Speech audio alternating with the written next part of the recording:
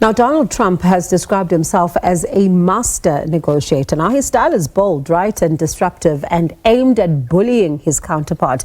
Now, this has led us to ask the question, so how does one negotiate with someone who is erratic and does not want a win-win solution in the light, of course, of the tariffs that have been placed on South Africa by this trading partner? Let's now speak to Dr. David Venter, an expert in negotiation, for his insights. And Dr. Venter, of course, has been teaching negotiation tactics internationally for 34 years and once formed part of South Africa's transitional government. Dr. Venter, good evening to you, and thank you so much for talking to you.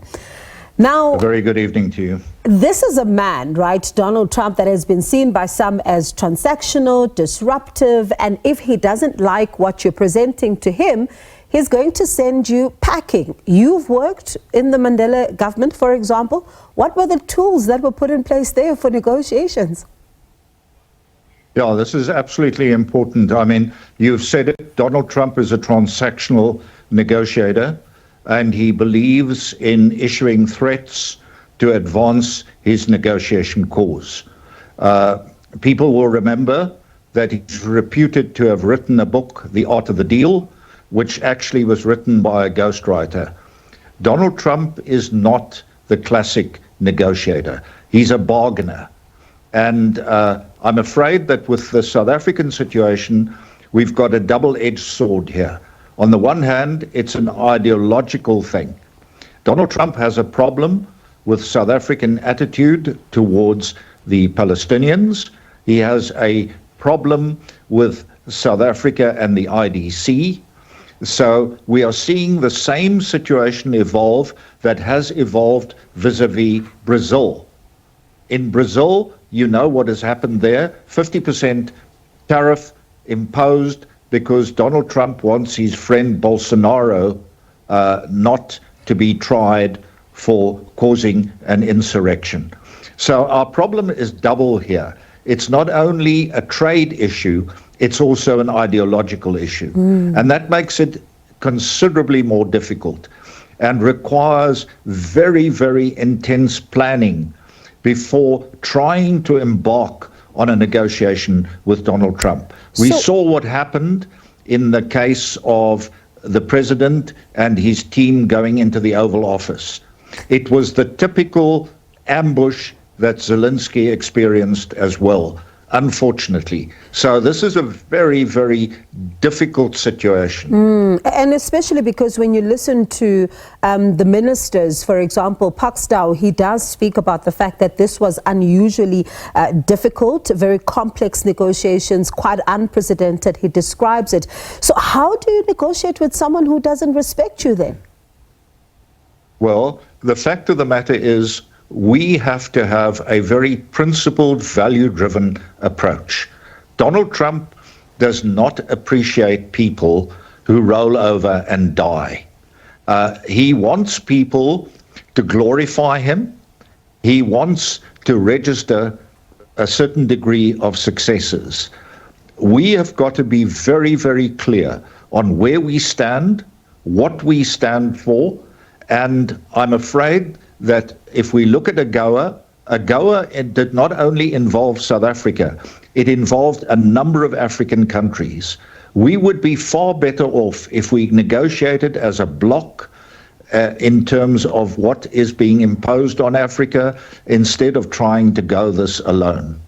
Sure, and I know that you describe him, right, as a bargainer, and one would then ask, for example, if you're negotiating with someone who actually treats you as an equal and would say, let's sit at the table and negotiate, what would be the standard rules of engaging, especially when it comes to negotiations? Absolutely. The fact of the matter is we need to find a way of building a golden bridge across the position taken by America and our position. And I am absolutely convinced we can build that golden bridge. But this requires a great degree of preparation.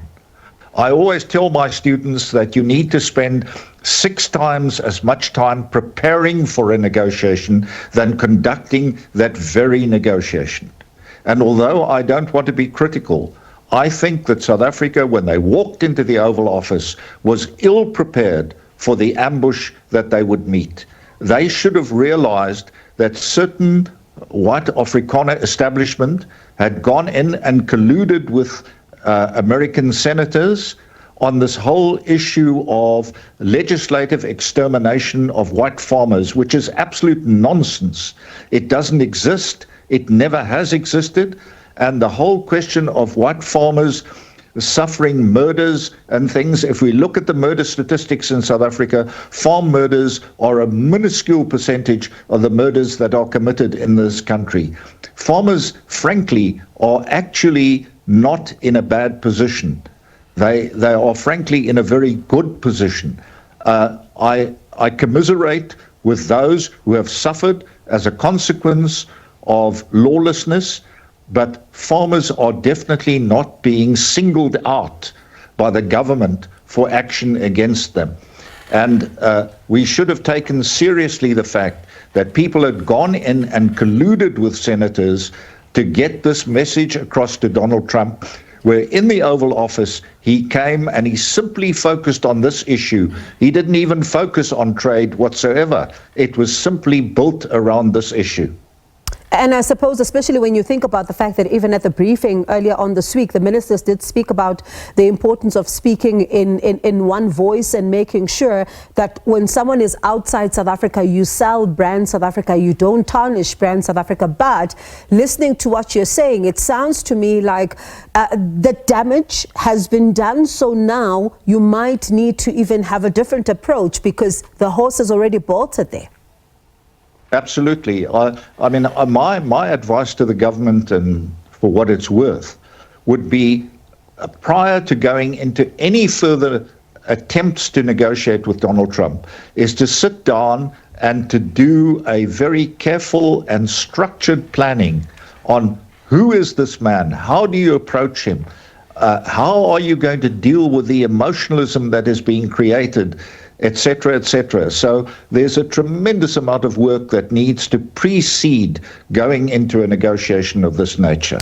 So when you speak about this golden bridge that you touched on a little earlier on, should maybe South Africa, for example, be lobbying U.S. manufacturers, members of Congress whose district would be hit hard by the tariffs, or continue to engage the administration directly? Oh, absolutely. We should have worked very, very hard to build a support base within the United States. And I'm afraid that the enemies have built a support base in the United States against South Africa and the issues of South Africa. We need to really sit down and rethink this thing before jumping in again, because we are going to make it worse, not better. And I suppose because as now they're still hoping that a deal could be clinched to try and possibly get us out of this particular situation we find ourselves in. Absolutely. You know, one of the problems we have is we have no ambassador in the U.S. When Ambassador Rasool was literally forced out of America, there's a void. There's a void. Our voice is not really being heard. There's no echo of our voice in America at the moment, unfortunately. And we need to fix that situation and do it very quickly, because that is the only way that we are going to build a support base within the US for South Africa. The truth be told, Africa is the future market of the world. There is no doubt about it. Africa is waiting to step up to the next level. And no country can ignore Africa in the long term. And least of all, America. America needs markets.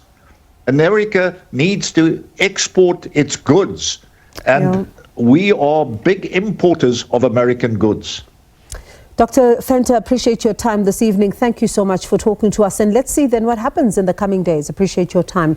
That was Dr. David Venter, the international negotiation expert.